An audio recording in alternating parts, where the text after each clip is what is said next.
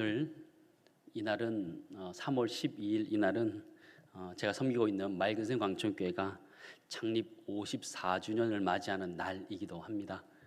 그래서 서울 주빌리 이게 목요 모임 오면서 어떤 말씀을 나눴으면 좋을까 이런 고민이 좀 있었습니다. 왜냐하면 지난주에 우리는 저기 서초 예배당에서 1100차 예배를 드렸고 오늘 이 강남 예배당 와서 1101차를 드리는데 의미 있다 이런 생각도 좀 해보게 되면서요, 어떤 이야기를 해야 되나 이런 고민들이 좀 있었습니다. 벌써 우리 서울 목요 모임은 몇 차예요?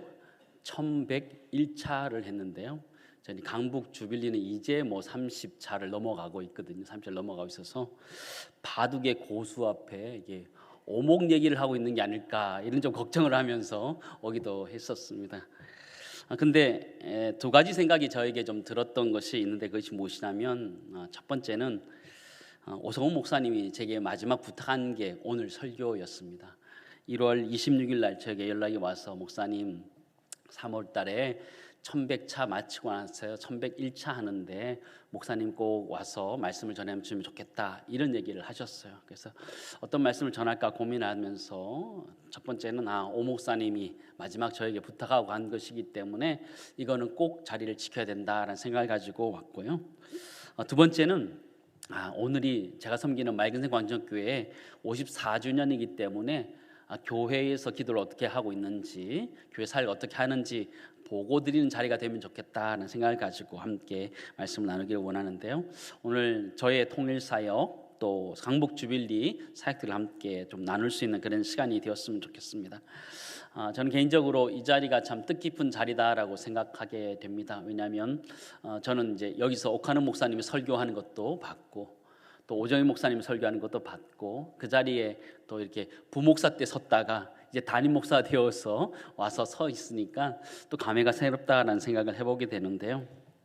저는 2002년에 사랑의 교회에 부임하게 되었습니다. 그래서 2017년 12월까지 14년을 사랑의 교회를 섬겼는데요. 그 중간에 2년은 캐나다에 있는 밴쿠버에 있는 그레이스 한인교회를 2년간 섬기고 다시 돌아와서 교회를 섬겼습니다.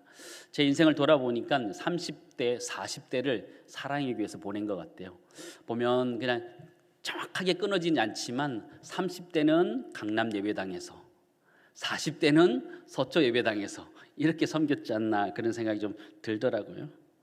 그러면서 이 자리가 참 뜻깊은 자리고, 저는 이제 맑은생 광천교회를 간 지가 벌써 만 8년이 지났습니다. 이제 9년 차 들어와서 섬기고 있는데요. 참 사랑의 교회에서 배웠던 것들, 주빌리에서 함께 기도했던 것들이 제 마음속에 참 많이 남아있다는 생각을 해보게 됩니다. 제가 섬기고 있는 맑은생 광천교회는 성북구에 있는데요, 화랑로에 있습니다. 그 태릉으로 넘어가는 태릉 선수촌 있고 육사 있는데 넘어가는 그 길이 화랑로인데요, 화랑로 앞에 저희 교회가 있습니다. 저희가 있는데 하나님 은혜 가운데 복 주셔서 다음 세대들, 우리 주일학교 아이들 부흥하고 있고, 청년들이 특별히 많이 부흥하고 있습니다. 그리고 또 신혼교우들도 많이 부흥하고 있고, 청년들이 자체 안에서 결혼을 많이 합니다.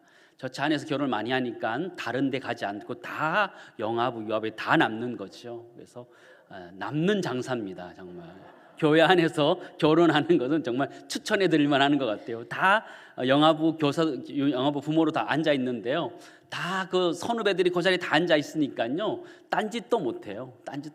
다 선후배들이 다 아는 사람들이 앉아가지고 예배를 드리는데 예배 분위기가 너무너무 좋더라고요. 보면서 이게 정말 교회구나 그런 생각들을 하게 되면서 하나님의 은혜에 대한 생각을 참 많이 하게 됩니다.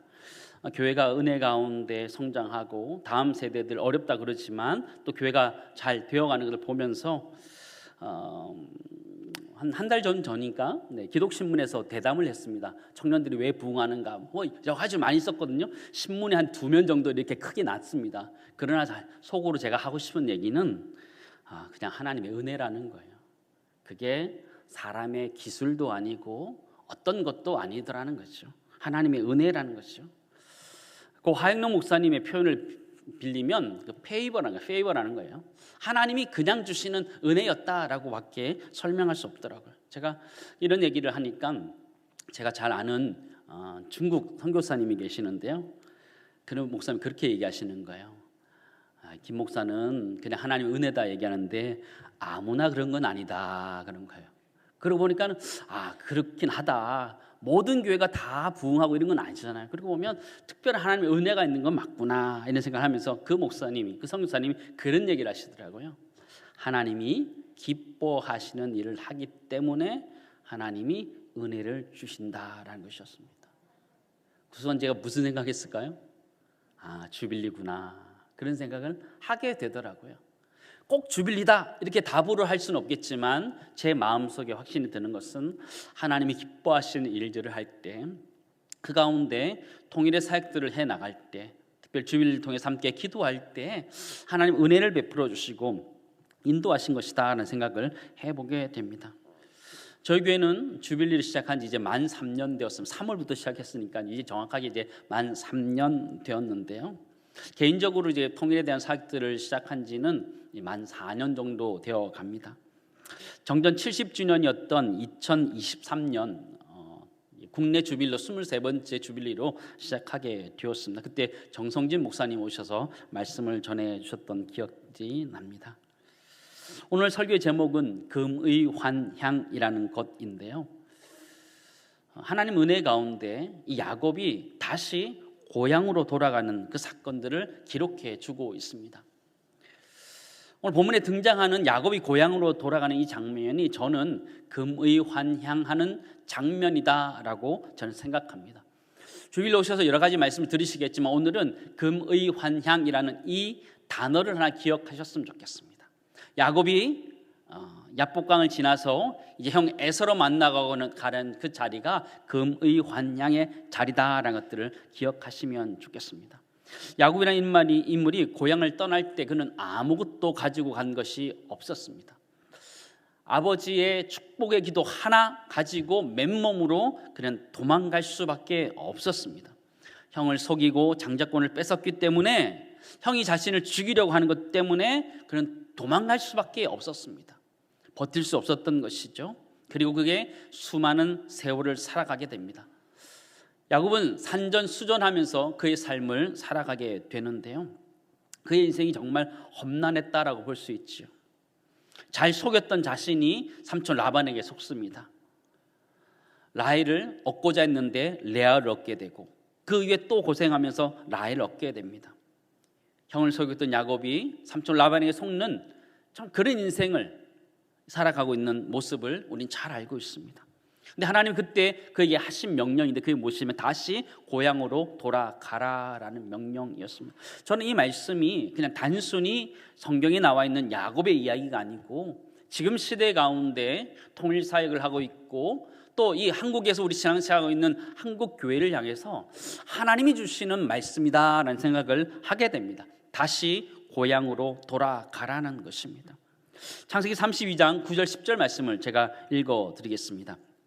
야곱이 또 이르되 내 조부 아브라함의 하나님, 내 아버지 이삭의 하나님 여호와여, 주께서 전에 내게 명령하시기를 내 고향 내 족속에게로 돌아가라. 내가 내게 은혜를 베풀리라 하셨나이다. 나는 주께서 주의 종에게 베푸신 모든 은총과 모든 진실함을 조금도 감당할 수 없사오나 내가 내 지팡이만 가지고 이 요단을 건넜더니 지금은 두 때나 이루었나이다. 이렇게 고하는 거죠. 그러니까 산전수전 고생하면서 그의 모든 것들을 이루었어요. 어려운 것도 있었지만 하나님의 은혜를 베풀어 주셔서 두 때 세 때를 나눌 만큼 큰 부자가 되었어요. 이제 살만한 거예요. 그런데 주님은 다시 고향으로 돌아가라 말씀하시는 거예요. 그 고향은 야곱이 가고 싶어하는 것이 아니었습니다. 야곱이 가기 싫지만 가야 되는 것이 그의 고향이었어요.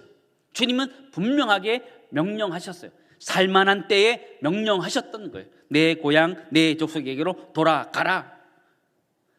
아마 이 본문의 말씀을 조금 더 상상한다면 괄호 쳐서 있는 말이 있는 것 같아요. 내 형에게로 돌아가라는 그 말이라는 거죠. 그 형에게 돌아가는 게 쉬울까요? 쉽지 않습니다. 형이 자신을 죽이려고 했던 것을 알기 때문에 그 형이 있는 고향으로 돌아간다는 것은 죽기보다 싫은 거예요. 자신이 지금까지 이런 것들을 다 잃을 수 있다는 것들을 알기 때문에 돌아가는 것이 너무나 무서워요.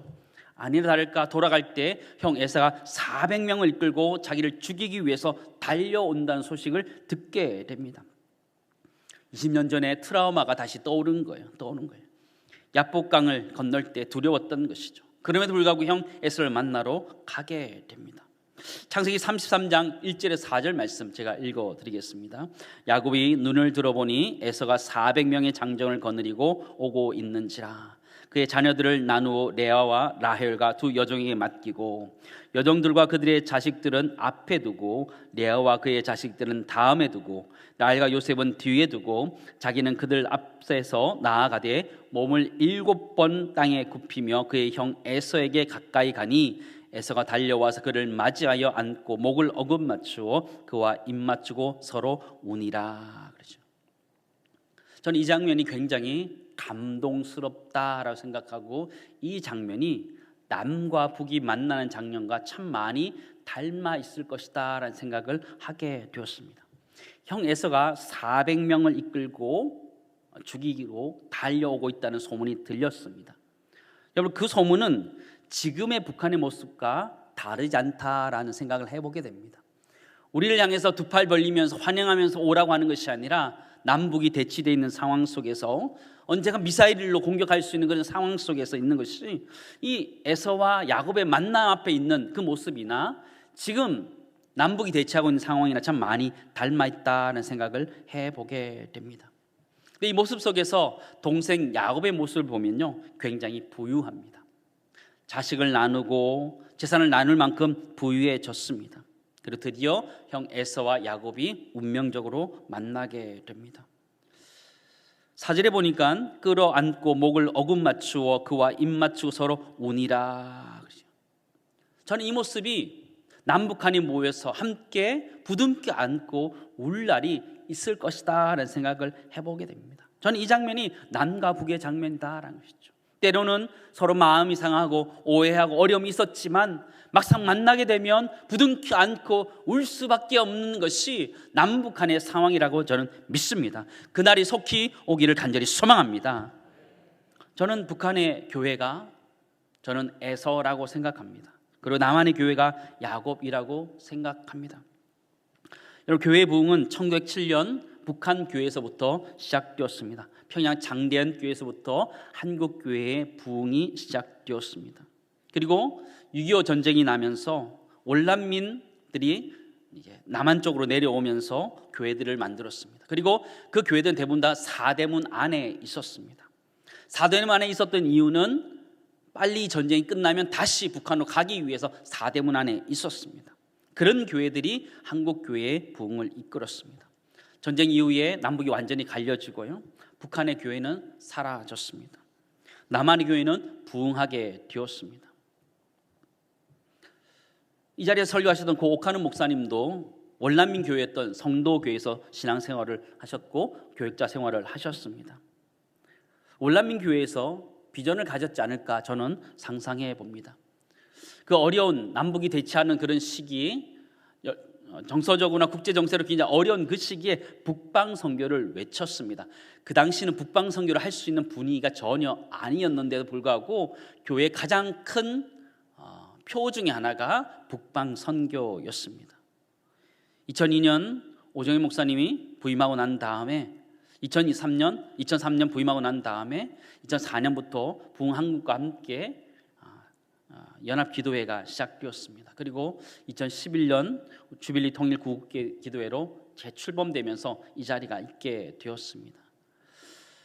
우리는 지금 그 자리에 서 있는데요, 가만히 돌아보면 저나 우리가 이 자리에 앉아 있으면서 통일에 대한 비전들을 가지기엔 이유가 무엇일까를 곰곰이 생각해 보면 결국 북한에서 부흥이 일어났던 것이 월난민 교회를 세우고 월난민 교회가 남한 교회를 세우고 남한 교회 부흥을 이끌었고 그 부흥을 우리가 지금 경험하고 우리가 지금 누리고 이 자리에 앉아 있다라는 생각을 해보게 됩니다. 결국은 이 얘기가 무슨 얘기냐면 우리는 북한 교회에 빚을 지고 있다라는, 영적인 빚을 지고 있다라는 것이, 야곱이 형 에서에게 빚을 지고 있는 것처럼 형을 속여서 정의 모든 것들을 가지려고 했던 것처럼 우리 남한 교회가 북한 교회의 그 큰 영적인 축복들을 도리어 우리가 받아서 누리고 북한 교회는 사라지고 더 어려워진 현실을 바라보게 된다라는 것이죠. 우리는 북한 교회의 영적인 빚을 지고 있습니다. 그건 분명한 사실입니다. 우리 합동체 교단의 신학교인 총신대학교도 사실은 평양 신학교에 뿌리를 두고 있습니다. 우리는 그러기에 북한 교회에 빚을 지고 있다는 생각을 잊지 말아야 됩니다. 그런데 우리는 살아가면서 북한 교회에 빚을 지고 있다 생각을 하지 않습니다. 우리는 북한 교회를 돕는다 생각합니다. 북한 교회를 구제한다 생각합니다. 저는 그렇지 않다라고 생각합니다. 그것은 당연한 것이다 라고 생각합니다. 우리 한국 교회가 북한과 통일되면 우리가 북한을 많이 도와야 된다, 북한 교회를 많이 도와야 된다 생각하는데요, 그거는 착각입니다. 착각이에요. 그건 당연한 거예요. 당연한 거예요. 우리가 평양 대부흥 운동의 역사 때문에 믿음이 온 나라에 퍼지고 올란민 교회들을 통해서 한국교회 부흥의 역사를 이뤘고 그 부흥의 역사의 자락 가운데 우리가 이 자리에 있다면 우리가 통일되었을 때에 북한 교회를 섬기는 것은 당연한 것인 줄 믿습니다. 우리가 첫 번째 기억해야 될 것이 무엇이냐면 남한 교회는 북한 교회의 영적인 빚을 지고 있다는 것을 잊지 않는 것입니다. 여러분 빚 져 보셨습니까? 빚이 잊혀지지요? 네. 절대로 잊혀지지 않습니다. 절대로 잊혀지지 않습니다. 빚이라는 것은 잊혀지지 않습니다. 우리 모두가 이 자리에서 함께 기도하면서 나아갈 때 우리 모두가 북한 교회에, 북녘 땅에 영적인 빚을 지고 있다는 생각을 가지고 함께 기도하는 은혜가 우리 모두에 있기를 간절히 소망합니다.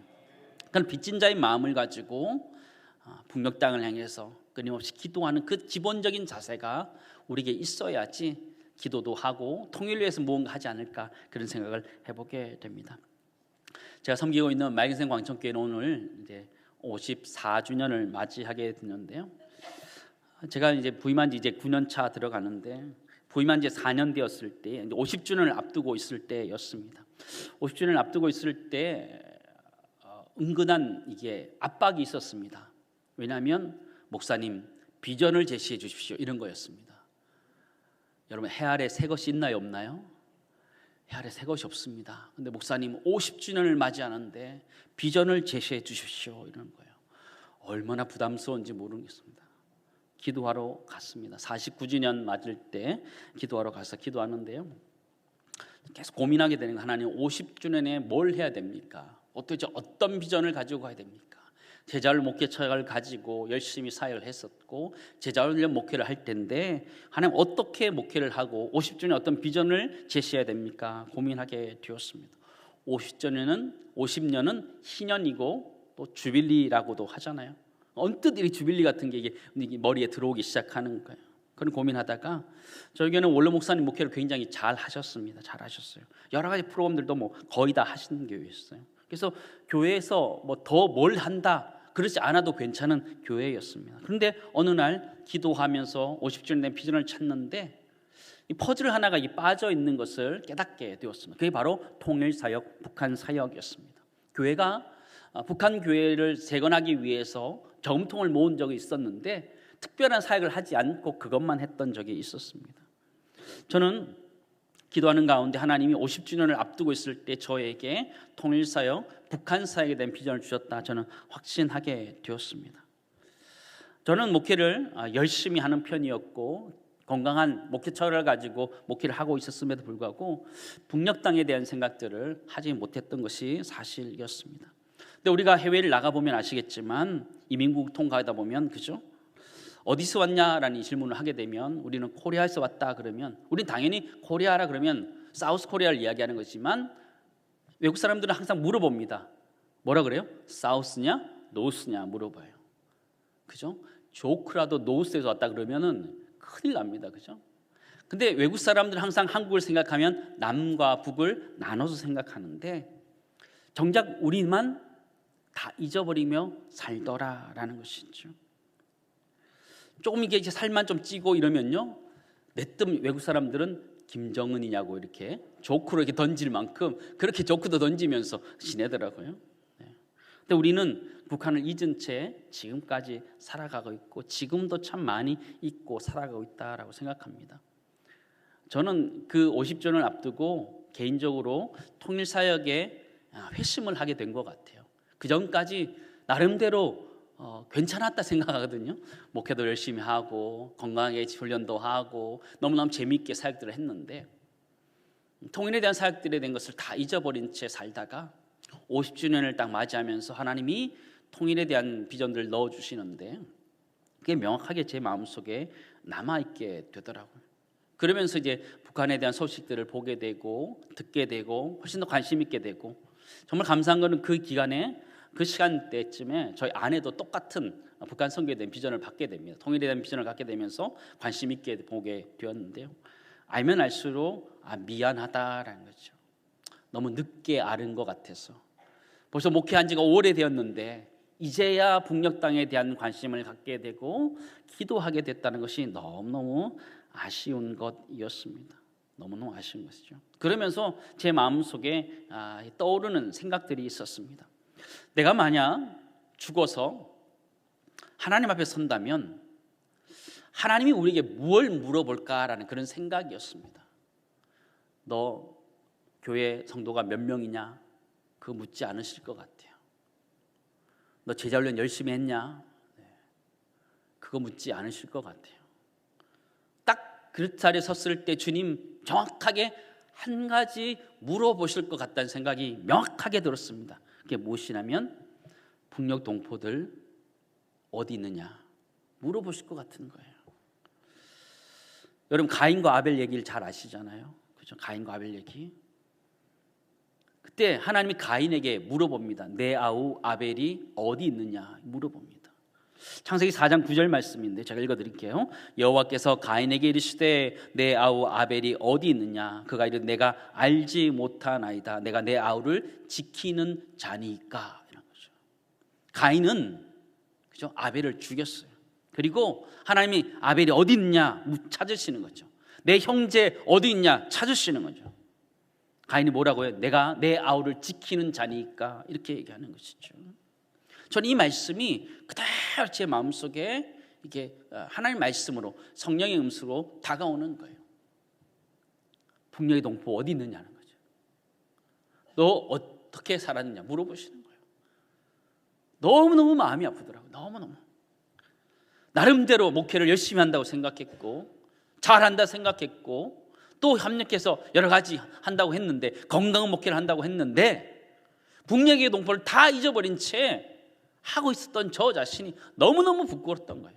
사도 바울이 눈을 다시 뜨게 되었을 때 그가 잘못했던 걸 깨닫던 것처럼 제가 그 전까지 목회를 열심히 한다고는 했지만 하나님과 상관없이 그렇게 갔던 건 아닌가 그런 생각을 하게 되었습니다. 사랑하는 성도 여러분, 하나님 지금도 우리들에게 물어보실 것 같아요. 내 동포가 어디 있느냐 물어보실 것 같아요. 마태복음 25장에 보면요, 인자가 영광 중에 오실 때에 모든 민족을 구분한다 이렇게 말씀하셨어요. 양은 오른편, 염소는 왼편에 구분한다. 구분할 근거가 뭔가 성경을 찾아보면요 어려운 거 없어요. 너무너무 쉬워요. 마태복음 25장 제가 읽어드릴게요. 그때에 임금이 그 오른편에 있는 자들에게 이르되 내 아버지께 복받을 자들이여 나와 창세로부터 너희를 위하여 예비된 나라를 상속받으라. 내가 줄일 때에 너희가 먹을 것을 주었고 목마를 때에 마시게 하였고 나그네 되었을 때에 영접하였고 헐벗었을 때에 옷을 입혔고 병들었을 때에 돌보았고 옥에 갇혔을 때에 와서 보았느니라. 양과 염소를 딱 구분하는 거, 마지막 내 구분하는 것은 딴 거 아니었어. 야, 제자훈련 제대로 했냐? 너 몇 기냐? 그런 거 아니라는 거예요. 사역을 했냐? 그런 거 아니라는 거예요. 마지막 날에 내가 줄일 때에 너희가 먹을 것을 주었고 목마를 때에 마시게 하였고 나그네 될 때에 영접하였고 헐벗을 때에 옷을 입혔고 병들었을 때 돌봤고 옥에 갇혔을 때에 와서 보았다. 그게 구분하는 기준이라 얘기하는 거죠.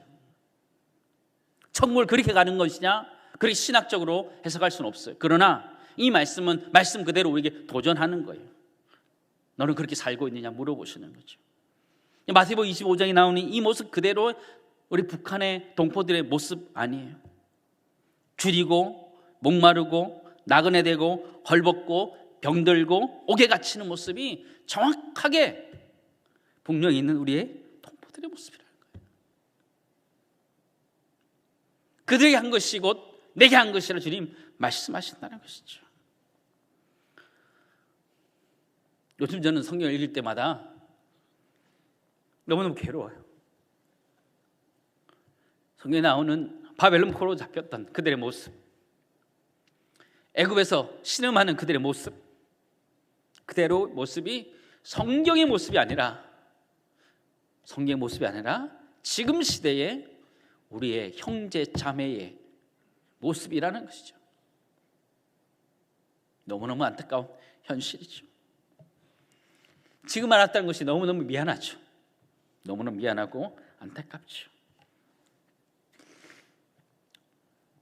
그런데 관심이 별로 없다는 거예요. 한국교회 관심이 별로 없어요. 목사님들도 관심이 없어요. 제가 그들을 뭐라고 할 수 있는 형편이 아닙니다. 왜냐하면 저도 3년 전에 똑같았기 때문에 나름대로 목회를 잘한다고 생각하고 있었고요. 그런데 이 사실을 깨닫고 나니까 너무 창피하기도 하고, 왜 다른 목사님들에 관심이 없을까? 우리는 지정학적으로 우리가 한국 땅에서 목회를 하는데 당연히 우리는 기본적으로 북녘 땅을 위해서 기도해야 되는 것이 당연한 것이고, 북한의 교회를 위해서 기도해야 되는 것이 당연한 것인데 다 잊어버렸다, 이런 생각을 하게 되더라고요. 때로는 우리가 그런 안타까움에 목사님들이나 주변에 있는 사람들을 탓할 수 있지만, 그러기보다는 우리가 하나님 앞에서 우리가 해야 되는 일들을 잘 감당해 갈 수 있기를 간절히 소망합니다. 저는 목사님들 만날 때마다 무슨 얘기할까요? 통일에 대한 얘기합니다. 북한에 대한 얘기합니다. 목사님들 만날 때마다 얘기합니다. 그래서 저는 제 목회에 있어서 통일은 제자훈련도 있고 예배도 있고 요 중에 하나예요. 사실은 한 7개, 8개의 항목 중에서 통일의 사역은 요거 하나거든요. 근데 목사님들 만나면 항상 이 통일의 얘기만 하는 거예요. 목사님, 통일사역 해야 돼. 남북은 나눠져 있는데 꼭 해야 돼. 계속 얘기합니다. 그러니까 목사님들이 저보고 뭐라고 했는지 아세요? 통일에 미쳤다고. 통일사역에 미쳤다고. 아니, 통일에 미친 게 아니고 이게 완성이 되어야지 목회도 완성이 되고 교회도 완성이 되고 한국교회도 완성되는데 얘기를 안 할 수가 없는 거예요. 그러니까 목사님들 만날 때마다 통일에 대한 얘기하는 거. 꼭 같이 해야 돼. 헌금이라도 해야 돼. 관심 가져야 돼. 그런 얘기를 하는 거죠. 하나님의 은혜 가운데 본의 아니게 통일에 대해서 전도하고 있습니다. 복음을 전하는 게 아니고 목사님들 향해서 통일사역 해야 된다고, 북한 사역 해야 된다고, 주빌리에서 같이 기도해야 된다고 미친 듯이 전도하고 있습니다. 전도하고 있어요. 열매는 적지만 제발 좀 관심 좀 가지라고 지금도 외치고 있는데요. 하나님은 가인에게 내 아우 아벨이 어디 있느냐라고 물으시는 것처럼 하나님 우리 한국 교회에 물으실 거예요. 그렇지 않을까요? 그럼 우리가 부인할 수 없는 것 같아요. 하나님이 딱 섰을 때 물어보실 것 같아요. 야, 북녘 땅에 있는 동포, 북녘 땅에 잡혀 있는 그 목사님들 위해서 기도했느냐? 성경 수없이 가르쳤잖아요. 우리가 줄일 때에 먹을 것을 주고, 목마를 때 마시게 하고, 나그네 됐을 때 영접하고, 헐벗을 때 옷을 입히고, 병들었을 때 돌보고, 옥에 갔을 때 돌봐야 되는 것, 그게 우리의 사명인데 그걸 다 하지 못하고 있는 우리 현실을 보면서 마음에 너무나 안타까움을 가지지요. 하나님은 우리들에게 계속 물어보시는 거죠. 두 번째 하나 나누기 원하는 것은요, 하나님은 오늘도 북녘 땅의 동포들에 대해서 안부를 물어보고 계시다라는 것들을 여러분 잊지 않았으면 좋겠습니다.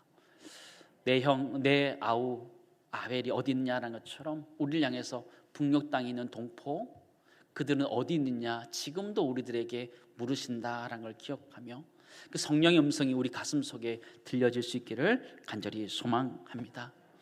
하나님께서 우리 들려주시는 그 음성, 그런 걸 가지고 하나님께 기도하며 나가기를 간절히 소망합니다.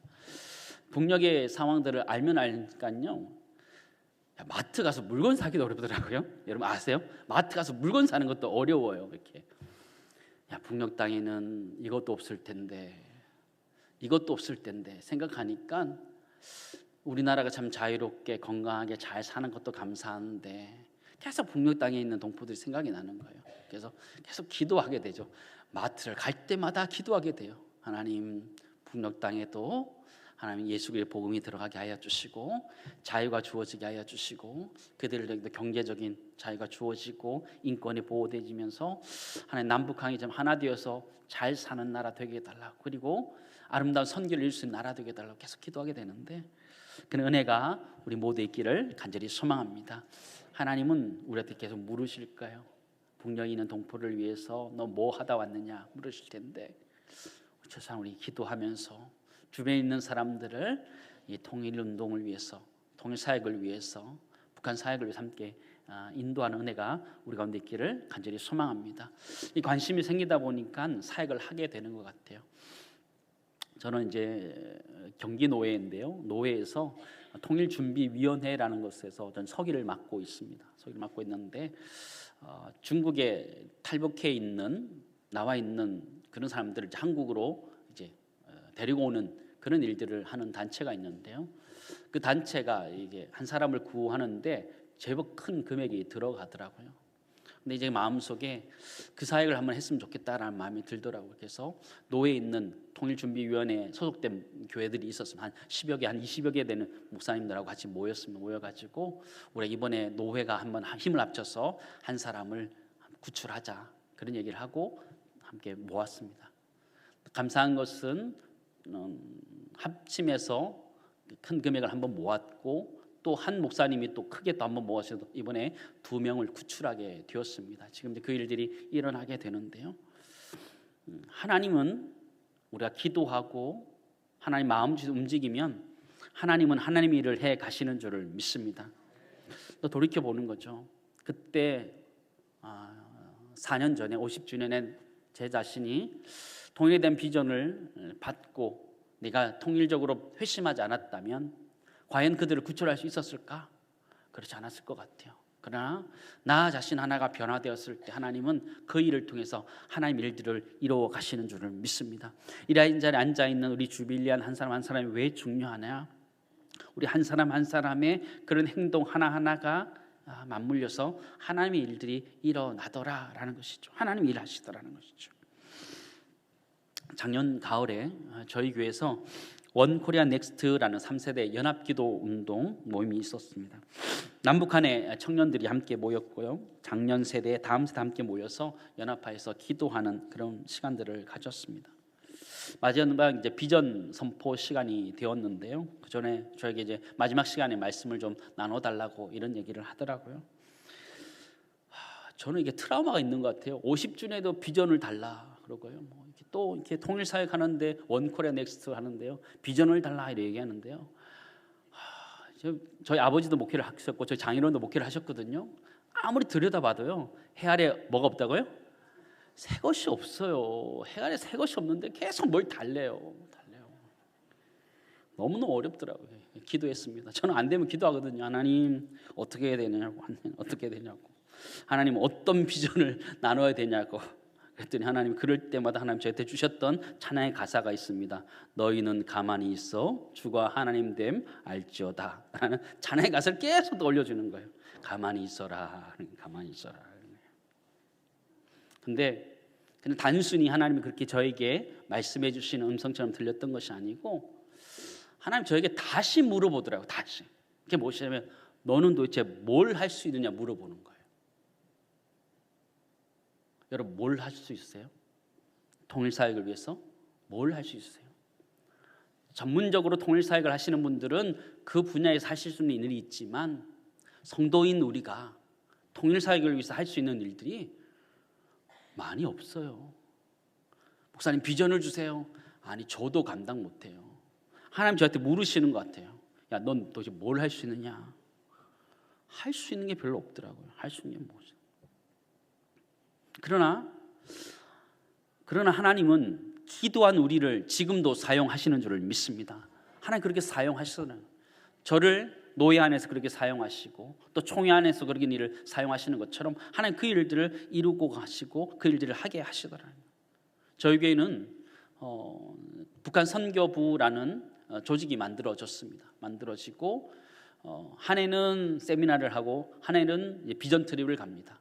그래서 세미나도 한번 하고 그 다음 해는 이제 지난번에는 이제 접경 지역을 한번 갔다 오고 올해는 이제 몽골로 가게 됩니다. 몽골 가서 통일사역에 대해서 어떻게 연결될 수 있는지 그런 이야기를 들으면서 보게 되는데요. 하나님 그 일들을 하게 하시더라고요. 우리가 할 수 있는 것은 많지 않지만 기도하며 나아갈 때 하나님은 하나님의 일을 우리를 통해 해 가실 줄을 믿습니다.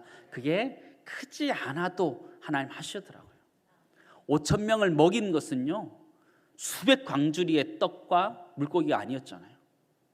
그냥 단순히 어린아이가 가지고 있었던 어린아이가 먹을 만한 그 도시락 하나, 그게 하나님 역사를 이뤘던 것처럼 하나 우리 한 사람 한 사람을 사용하실 줄을 믿습니다. 하나님 그렇게 그 일들을 해 가시더라고요. 작년 가을에 있었던 이야기를 좀 하려고 하는데요. 저 개인적으로는 오소 목사님과 마지막 이 일들을 또 하고 있었던 일이었습니다. 목회자들의 목회자라고 불리는 존 스토츠 박사님을 여러분 잘 아실 것입니다. 사람은 그리스도의 십자가, 진정한 기독교, 제자 등 수많은 책을 기록하는 분이죠. 이분은 평생 혼자 사셨고 그의 정신과 유산은 랑함이라는 재단에 다 주고 갔습니다. 랑함이라는 재단에. 그 존 스토츠의 후계자 된 크리스토퍼 라이스라는 유명한 석학이 있습니다. 설교학 박사이고 선교학 박사인데요.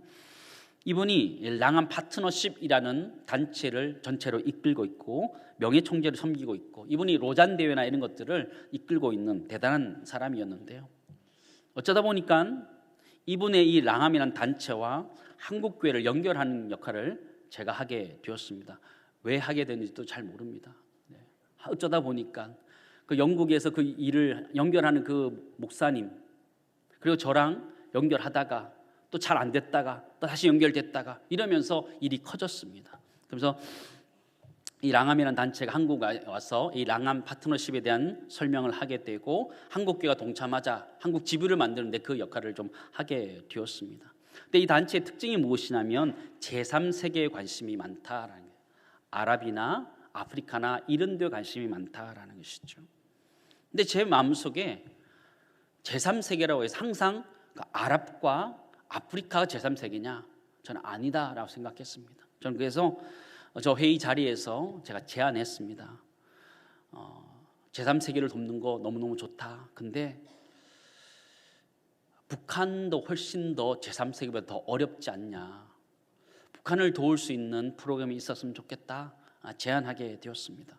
설교 세미나들이 굉장히 잘 되어 있는데 이것들을 탈북민 목회자들에게 좀 소개를 하고 탈북민 목회자들이 건강하게 목회를 할 수 있고 설교를 할 수 있어진다면 남북이 통일되었을 때 그들은 분명하게 다 고향으로 돌아갈 텐데 건강한 설교를 할 수 있는 목회자가 돌아간다면 그것만큼 보람 있는 것은 없겠다라고 제안을 드렸습니다.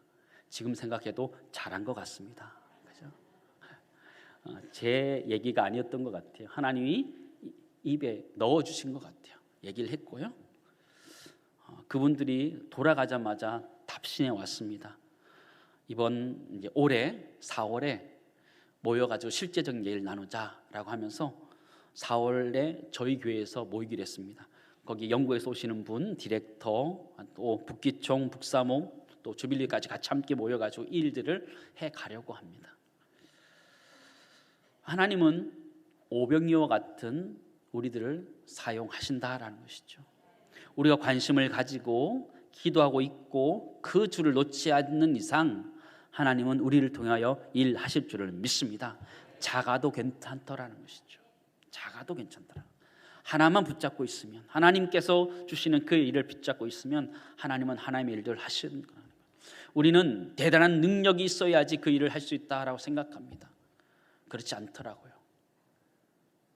저는 캐나다에서 2년 사역하고 한국에 들어왔는데 들어온 이유가 뭐냐면 영어가 안 돼서 들어왔습니다. 근데 지금 영국과 한국을 연결하는 역할을 하고 있습니다. 영어로 하고 있을까요? 아니요. 한국말로 하고 있습니다. 한국 디렉터도 있고 연결해서. 근데 저도 돌아보고 나면 야, 이걸 내가 할 일은 아닌 것 같은데, 좀 사랑의 교회나 큰 교회가 좀 해야 될 일인데 내가 이런 일을 하고 있어야 되나, 이런 생각이 듭니다. 근데 하나님은 일을 하시더라는 것이죠. 우리가 소망이 있는 게, 우리가 하고 있는 일이 크지 않아도 괜찮은 것 같아요. 내가 관심 있고 기도하고, 또 우리 주변에 있는 사람들이 같이 기도하자고 이야기하고, 저같이 옆에 있는 목회자 있으면 목사님 같이 기도하자고, 관심을 좀 가져봐라고, 네, TV 나오는 것도 관심을 가지고 좀 보라고 얘기도 해주고, 어쩌다 보니까 이렇게 북한 사역에 대해서 미친 사람이 되어버렸습니다. 계속 만나면 그런 얘기만 하고 있는 거죠. 근데 여기서 헤어나올 수가 없어요. 북한 사역에 대해서, 통일 사역에서 헤어나올 수가 없어요. 50주년 맞이하면서 여기 지금 이병철 목사님 앉아 계시잖아요. 목사님하고 통일개발대학원 들어가서 만났습니다. 같은 대학원 1학기 때 같이 만난 거예요. 같이 들어온 거죠. 그래서 같이 공부를 시작했습니다. 한 학기 정도 이제 공부하고 이렇게 마칠 때쯤 되니까 목사님이 저한테 제안하는 거예요. 이렇게 주빌리 하라고. 이제 통일 사역을 이제 꿈꾸고 막 하는데 갑자기 주빌리를 하라는 거예요. 그래서 그럼 강북 주빌리 한번 해볼까? 이런 생각을 가지고 있습니다. 왜냐하면 근데 강북에 이미 통일 사역 하는 교회가 많았거든요. 근데 제가 마음속에 또 욕심은 있었습니다. 좋은 건 내가 가져야겠다, 그런 마음이 있었습니다. 그래서 주빌리는 내가 시작해야겠다. 강북에서는 내가 시작해야겠다. 뭐 강남에서는 여기가 시작했지만 강북에서는 내가 하겠다. 우리 강서도 있잖아요. 그런 것처럼 강북은 내가 해야겠다, 이런 마음이 있었습니다. 근데 목사님이 잘 인도해 주셔서 발족하게 됐는데요. 지나고 나니까요, 그게 6개월 만에 할 수 있는 일이 아니더라고요. 그죠, 이병철 목사님? 원래 그게 몇 년이 걸려도 쉽지 않은 일인데 하나님이 하게 하시려니까 이병철 목사님 만나게 하시고, 저도 사랑의 출신이고 오성 목사님도 알고 다 아니까 일이 너무너무 쉬운 거예요. 이미 축축축축 진행되어 가는 거예요. 그래서 쉽게 저희 교회가 주빌리를 하게 되었고, 기도하면서 그 일들을 하고 있는데 참 보람 있게 그 일들을 많이 하게 됩니다. 하나님은 하나님의 일들을 해 가시는데 때가 있는 것 같아요. 우리 기도하면서 기다리면 하나님이 이 일들을 하게 되고, 기다리면 우리 모두가 이삭과 같은 열매를 맺게 되는데, 그렇지 못하면 이스마엘과 같은 열매를 맺게 되는 것 같아요. 하나님이 어디로 가시는지를 명확하게 알고 하나님의 뜻을 구하고 쫓아가는 우리 모두가 되기를 간절히 소망합니다. 신명기 1장 30절 33절 제가 읽어드리겠습니다. 너희보다 먼저 가시는 너희의 하나님 여호와께서 애굽에서 너희를 위하여 너희 목전에서 모든 일을 행하신 것 같이 이제도 너희를 위하여 싸우실 것이며, 광야에서도 너희가 당하였거니와 사람이 자기의 아들을 앉는 것 같이 너희의 하나님 여호와께서 너희가 걸어온 길에서 너희를 안으사 이곳까지 이르게 하셨느니라 하나, 이 일에 너희가 너희의 하나님 여호와를 믿지 아니하였도다. 그는 너희보다 먼저 그 길을 가시며 장막 칠 곳을 찾으시고 밤에는 불로 낮에는 구름으로 너희가 갈 길을 지시하신 자이시니라. 아멘. 하나님 우리보다 먼저 가시는 분이신 줄을 믿습니다. 우리 그 길을 잘 따라가는 것, 그것이 필요하다는 것들을 잊지 않았으면 좋겠습니다. 여러분 보실래, 저는 지금 잘 훈련받고 담임 목사로 강북에서 사역을 잘 하고 있는데요. 그러나 목회자로 시작했을 때 굉장히 어려움이 많았습니다. 어려움이 많았는데요. 저희 아버지가 목회를 하시다가 51구에 쓰러지셨습니다. 5년간 앓다가 돌아가셨습니다. 51구에 쓰러졌을 때 제가 신학대학원을 딱 들어갔을 때였습니다. 뭐 학비를 대줄 수 있는 형편도 안 되고 앞에 보이는 것이 아무것도 없었습니다. 앞으로 어떻게 살아야 될지도 잘 모르고 교회는 사임해야 되는 상황이었고 아무것도 보이지 않는 그런 때였습니다. 신학대학원 올라가서 제일 많이 했던 것은 뒷산에 올라가서 기도하는 것이었습니다. 하나님한테 뭐라고 기도한지 아십니까? 하나님, 이건 아니잖아요.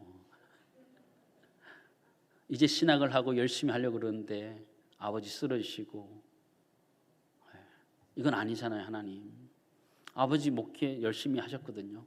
신실하게 새벽기도 한번 빠지지 않고 자리를 지키시면서 말씀 전하셨고 아침에 운동하시고 건강하셨던 분이에요. 근데 갑자기 쓰러지셔가지고 앓다가 돌아가셨어요.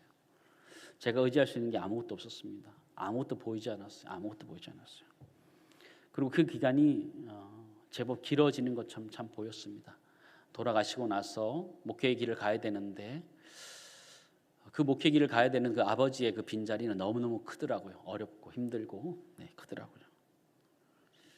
그 시간 한 10년 정도가 참 많이 어려웠던 시간이었던 것 같습니다.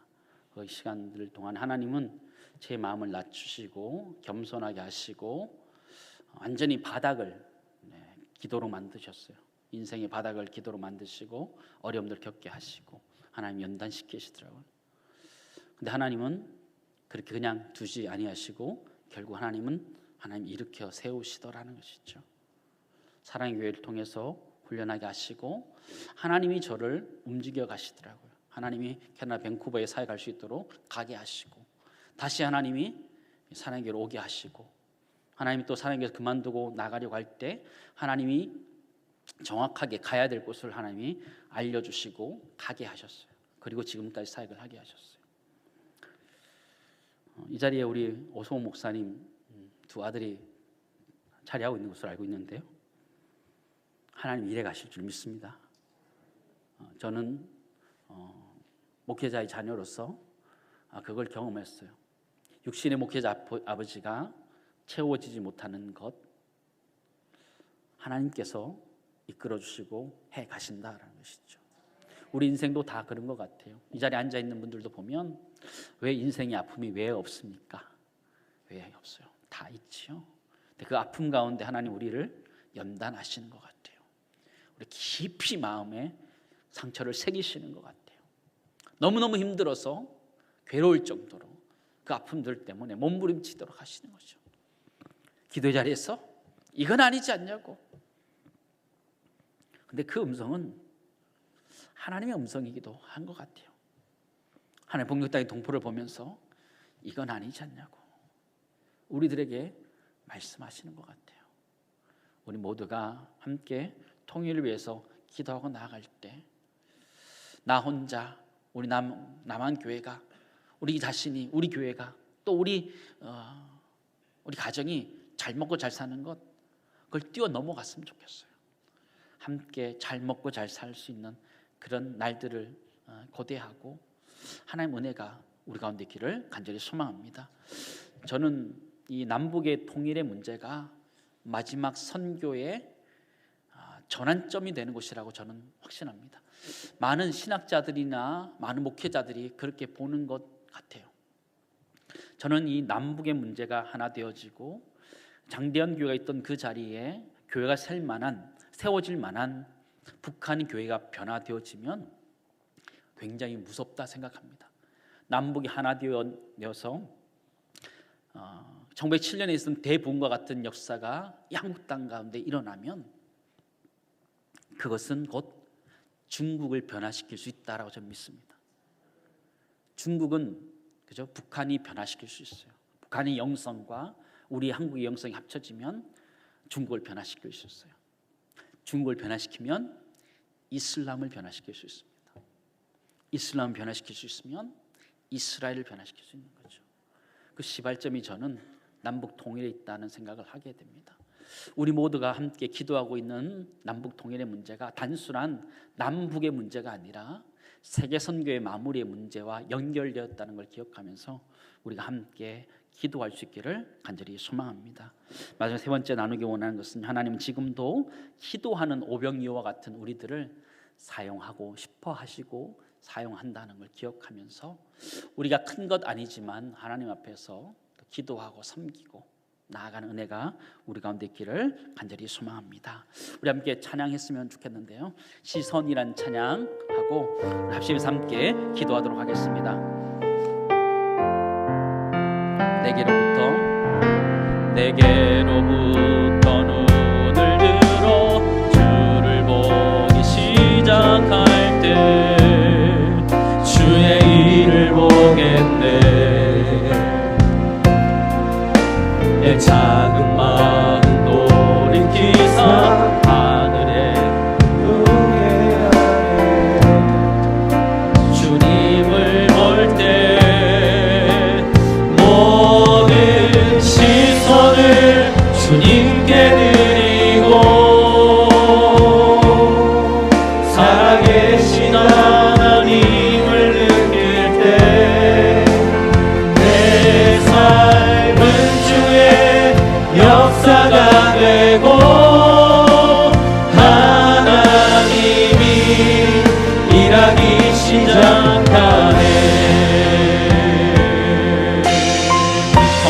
변화시켜 성령 나를 변화시켜 모든 두려움 사라질 때 주의 일을 보겠네. 황폐한 땅 한가운데서 주님 마음 알게 되리. 주님을 볼 때 모든 시선을 주님께 드리고 살아계신 하나님을 느낄 때 내 삶은 주의 역사가 되고 하나님이 일하기 시작. 모든 시선을 주님께 드리고 모든 시선을 주님께 드리고 살아계신 하나님을 느낄 때 내 삶은 주의 역사가 되고 하나님이 일하기 시작. 모든 시선을 주님께 드리고 모든 시선을 주님께 드리고 전능하신 하나님을 느낄 때 전능하신 하나님을 느낄 때 세상은 주의 나라가 되고 하나님이 일하기 시작하네. 하나님 기도하실 때 우리 모두가 우리의 시선으로 남북을 바라보는 것이 아니라 하나님의 시선을 가지고 남북을 바라보게 하시고 통일을 바라보게 하시고 북녘 땅을 바라보게 하시고 세계 선교를 바라볼 수 있게 해달라고 기도하시고 기도하는 우리 오병이어와 같은 기도하는 우리를 주님 사유해 달라고 우리의 헌신을 주님 받으시고 주님 역사해 달라고 우리 인생 가운데 찾아오는 많은 아픔과 슬픔들은 주님이 우리에게 주시는 상처와 아픔들이에요. 하나님은 그의 아들 독생자 예수 그리스도를 십자가에 내어주시면서 그의 마음이 갈갈이 찢어지셨어요. 그 아픔을 가지셨던 주님이 북녘 땅을 바라보고 있으면서 우리에게 그렇게 기도하라 말씀하시는 거예요. 그런 절절한 마음을 가지고 기도하라 말씀하시는데 우리 모두 이 시간 함께 기도합시다. 하나님, 우리 모두가 주님의 시선을 가지고 남한 땅을 바라보게 하시고 북녘 땅을 바라보게 하시고 선교를 바라보게 해달라고 함께 주여 세 번 부르짖고 통성으로 기도 드리겠습니다. 다 함께 기도 드리겠습니다. 주여